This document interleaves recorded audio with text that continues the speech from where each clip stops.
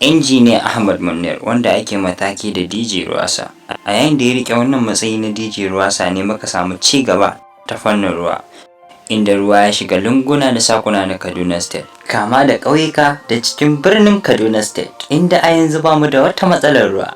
A ɓangaren karatu kuma akwai ƙanninmu, abokanmu, wanda Ahmad Munir ya biya musu kuɗin jarabawar gaba da sakandare. Duba da yanayin halin da iyaye ke ciki na rashin iya biya ma 'ya'yansu kuɗin karatu.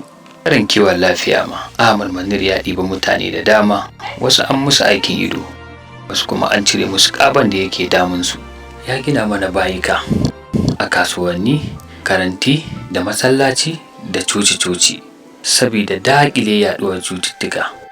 A ɓangaren matasa kuma, Injiniya Ahmad Munir ya ba wa matasanmu aikin supervisor na Ruwasa domin dogaro da kansu. A ɓangaren addini, Injiniya Ahmad Munir ya ba wa malamai da fastoci ababen hawa domin gudanar da addini.